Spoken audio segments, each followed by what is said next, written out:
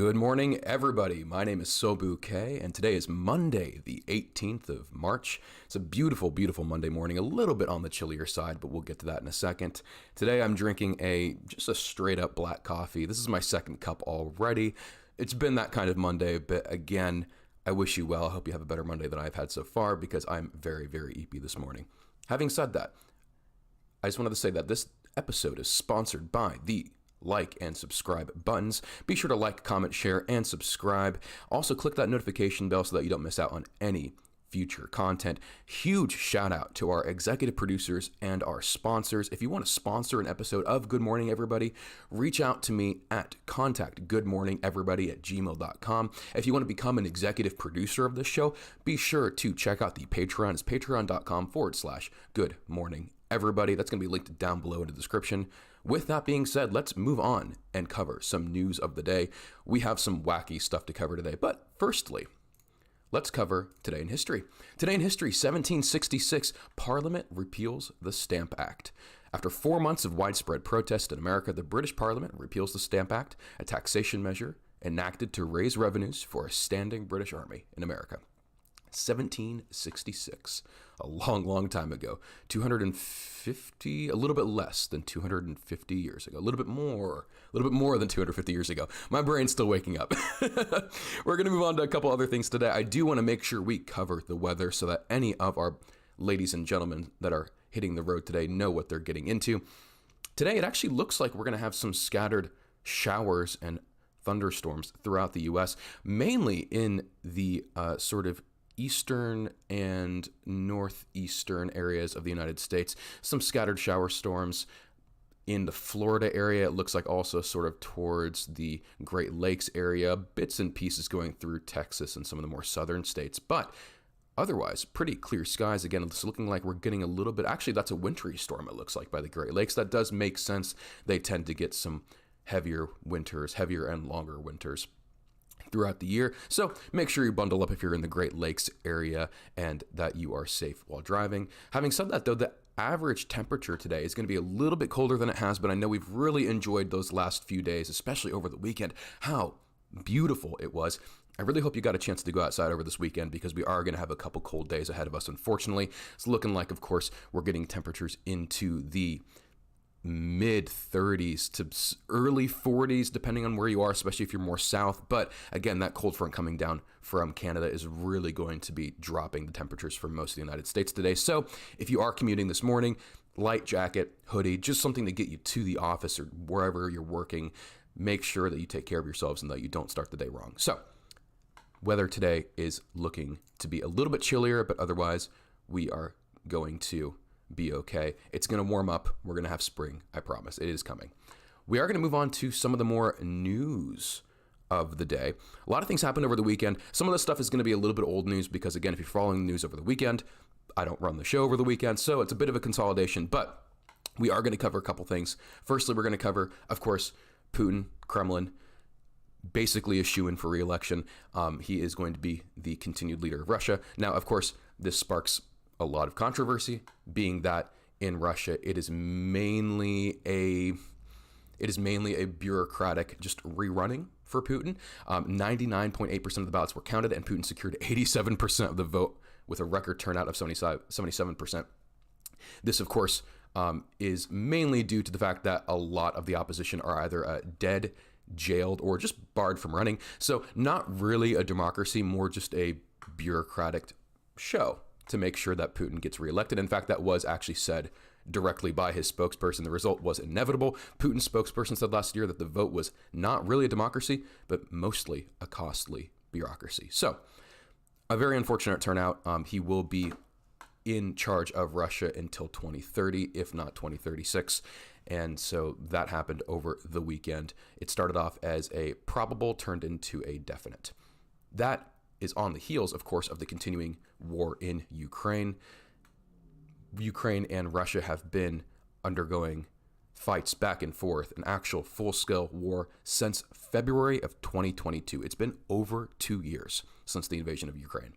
Now, of course, that information with drone strikes being sent back and forth by either camp is also hot off the heels of the U.S. Sending or proposing to send $300 million to Ukraine in the proposed budget that Biden put forward. I believe that was February of this year.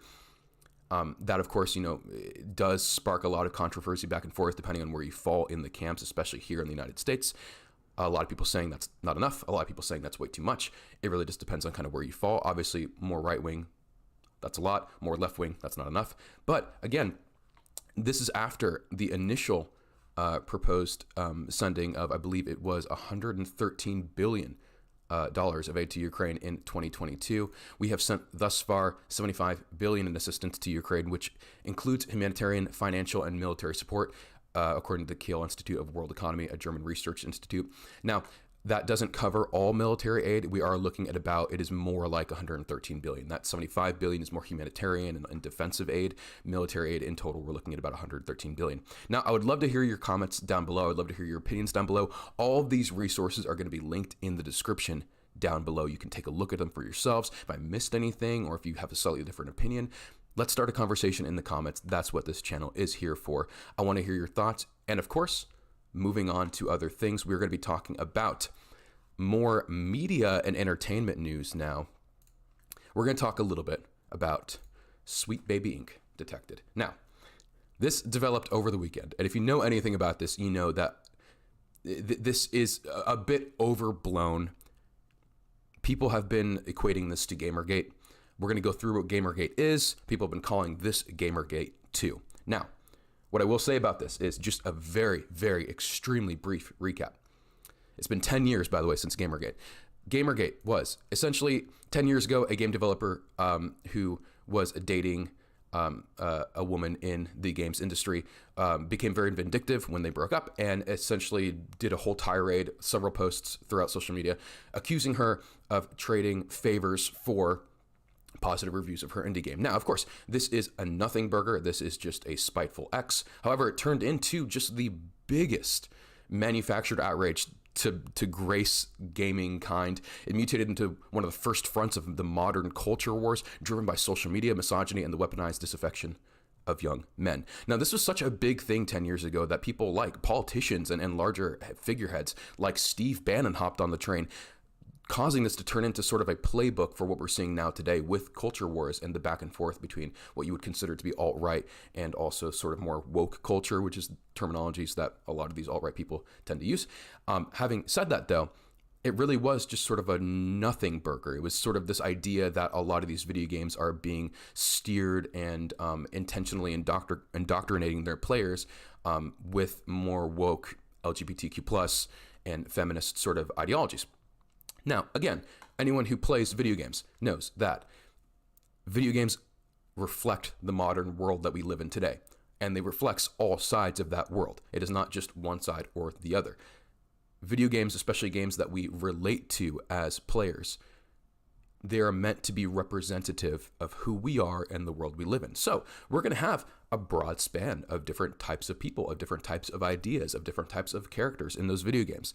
So that is obviously my opinion. I hate to editorialize a little bit on this one, but moving on, the parts of this that get to be very insane is that this Steam group called Sweet Baby Ink Detected was created because there is a company called Sweet Baby Ink. It is basically a narrative design company that is a consulting agency that can be hired out by some of these larger game production companies, AAA, AA titles. Their intentions are purely to work with these teams to corroborate whether or not these narratives, these characters, dialogues, what have you, are relatable, whether or not they are real, whether or not they are too out of touch with the current populace. You know, Sweet Baby Inc. is basically just a glorified marketing and demographic agency. They're kind of keeping their fingers on the pulse of what the world is like today and modern trends. And so, you know, they'll look at a character in a video game and go, yeah, that person's pretty relatable. Like, these types of people will relate to this character. This is a very solid, good character. It's informed by their dialogue. It's informed by their actions. They are a narrative design company. That's all they are. But of course, this Steam group is alleging that they have been surreptitiously steering these video games over the last several years, all video games over the last several years, to be more woke in their ideology and to essentially be secretly indoctrinating the masses with woke ideology. Now, granted, this is patently untrue. And basically, the long story short is that Sweet Baby Inc. cannot dictate the developer's feature. For example, black female leads in their games. It does not have the power to dictate anything. Basically, if a game developer comes to them and says, hey, we have these characters in our game, even if Sweet Baby Inc. were to be like, hey, don't have that character, have this character instead, they don't have a say in that. They're merely there to help drive narrative solidarity with the pre-existing characters and to make sure that the characters aren't out of touch. You know, they can suggest things, but at the end of the day, it's up to the software developers to make those changes. So, despite that, these employees are bearing the brunt of this insane online mob, and they're being doxxed, threatened, and abused online. So, people have been equating this to Gamergate 2. Is it insane? Is it overblown? Is it incredibly stupid? I'd say yes to all three. Granted, I think at the end of the day, it really does come down to sort of a deeper, more pertinent conversation, which is that I think a lot of sort of fringe groups, whether left or right, tend to feel very isolated and very attacked more often because of the intensity and because of the sort of sincerity and maybe sensitivity of their beliefs. There's nothing wrong with that. But of course, at the end of the day, art is art, and art reflects the modern world that we live in. And the modern world that we live in is very complicated. It's very full of diversity and different types of people with different types of ideas. And so video games, being an art form, of course, are going to reflect that. That's all I have to say about that. I do want to move on to some more happy, some more fun and interesting news that I think will really make you smile this morning. And that is, of course, coming from Lima, Peru. Lima's neurodiverse picnic movement is liberating Peruvians from stigma and abuse. What a wonderful title. Let's read a little bit more about it. Now, this is, of course, coming from Lima, Peru. The Peruvian Neurodivergent Coalition, CNP, is initiating a movement where, on a regular basis, they are able to hold picnics. Welcome to all different types of people who are neurodivergent and people who are not neurodivergent, allowing them to feel open, free, and able to socialize with other neurodivergent people. Now, we can get into it a little bit more, but they basically set up a picnic. They have colored tapes based off of how social you want to be that day. Again, that is something that is very, very stigmatized, I think, especially in more Latin American countries. But this movement is allowing these people to come out and to actually socialize and to not feel unsafe while doing so. It says here, we want everyone to feel comfortable. At least this afternoon, we want to take a break from the rules that are imposed on neurodivergent people every day to fit in. Says Diaz Pimentel, a journalist and co-founder of the Peruvian Neurodivergent Coalition, who herself is autistic and has been diagnosed with bipolar disorder. Good on you guys for doing that. I love reading about that. I love including international news in this show as well. I think it's super important to remember that we live, again, in a just wildly diverse, very beautiful, colorful world. And, you know, seeing this come from a country like Peru is just especially wonderful to see. So good on the CNP for initiating this movement. I hope to see more of that everywhere, not just in Latin American countries, but everywhere. So, would love to hear your opinions down below in the comment section. All these resources that I'm using, by the way, all these articles and resources that I'm using to put together today's story are going to be linked in the description below. Goodness me, very sorry. Feel free to take a look at them, read them, form your own opinions. I'd love to hear back about what you think. Let's start a conversation in the comments. Now, I do want to move on to some of my favorite parts of this, which are the artist and YouTube highlights. Today's artist highlight is Jason Hackett, just a wonderful, wonderful channel that I found on Instagram. Let me go ahead and pull this up real quick. There you go. I am going to turn it down just a little bit, only because reels are extremely loud. So this is Jason Hackett. He is a beer reviewer on Instagram. He's been making content for a while now. This is what he does, and I love it. Right, Matanistas, this is something very, very interesting, something special. A pub that takes pride in its local brews. Guinness was not available here. It was a choice between Beamish and Murphy's. And I've gone for Beamish because I generally do prefer it, although I think I'm being a little harsh on Murphy's by not giving it a fair crack of the whip. And if my sobriety holds up, then we might just review a Murphy's here as well, because if we're not going to review one at a pub that doesn't serve Guinness, where are we going to do so? But first things come first, onto the Beamish. Alright, so Oh yeah, that is good. That is an absolute creamer. I'm glad I came in here because although the flavours are different from Guinness, it's a stronger tasting smoky pint. I'm just going to stop it there. I don't want to steal the show and view all of his content kind of all in one shot there, but wonderful, wonderful content. This is what he does. He goes to various pubs around the world, including the UK, and basically just reviews the beers that they have there. So Jason Hackett on Instagram at PrimeMutton2000AB. FR. Go give him some love. He's doing very well for himself on Instagram, but I think he's just a wonderful little creator. And so go show him some love on Instagram. Jason Hackett. We are going to move on to the Small Creator Club today. Small Creator Club is coming from a local punk band called Spoing. And I just want to show you a little bit of their music on YouTube. Let's check it out.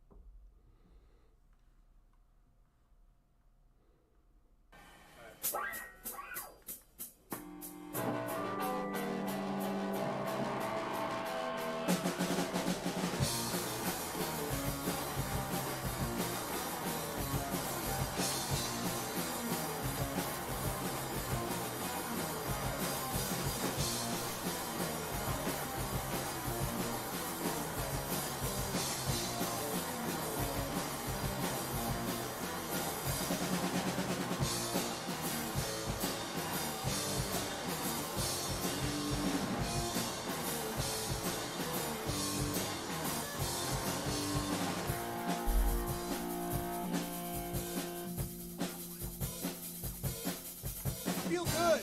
Getting out tonight, getting paid finally, hands in the sky. You suck in the same old trap. Call me up, it's not truth now. Just kidding. I'm so lost, wasting time with a heavy cost, so on the life gives time. I'm going to stop it right there. Original song by Spoing. Just some wonderful punk content. If you're into punk rock at all, definitely check them out. They're at Spoing Band on YouTube. Get them to 1,000 subs. Severely underrated punk band. Give them some love on YouTube. Thank you so much, Spoing, for the Small Creator Club of the day. Now, moving on, we are going to wrap up the show with quote of the day and daily affirmations. Today's quote of the day is, "Who has a harder fight than he who is striving to overcome himself?" by Thomas A. Kempis. That's pretty fair. I think that a lot of the battles that we deal with day to day are just battles over our own nature or things that we know we struggle with. Thank goodness that as we get older and as we move through life, we are able to begin to know ourselves better and get to know ourselves more and more to the point where we can kind of predict what we're going to run into and what things we're going to struggle with, what hurdles are going to be in our way. Every single person on the planet deals with that. And it's just a matter of getting to know yourself well enough and to love yourself enough so that not only are you able to forgive yourself for those things, but you're able to find workarounds for yourself. I think that we tend to be really hard on ourselves, especially this new generation are really, really hard on ourselves. So with that, I'm going to do the daily affirmation today because I think it is going to speak to that a little bit. Today's daily affirmation. Today is Monday, and sometimes that sucks. Some days you wake up and you feel like the world is your oyster, and others you wake up and you feel like a little bit more like the pearl, trapped and in need of a change of scenery. Whatever today looks like for you, be kind to yourself and drink plenty of water. Use the beginning of this week to hit the ground running. Yes, but also take time for today to be thankful for this new week. Our most blessed commodity as human beings is the time we have in front of us. Share that time with others. Use that time to make your world better for the people that you love that are in your circle, and encourage them to love themselves and others too. So, we oftentimes have battles with who we are, what our pitfalls are. Sometimes we have insane strengths here or insane weaknesses here. Sometimes we're pretty evenly matched and we have to kind of balance the two. Whatever you look like, be kind to yourself. Keep in mind that all of us are always fighting those inner battles, and all of us are always trying to do the best we can to overcome those battles. So, be kind to yourself. Hit the ground running today. I know today's Monday, but even if today sucks or it has sucked so far, you can turn around today to make the rest of the week better, all the while keeping in mind that we are just extremely, extremely blessed to have this time.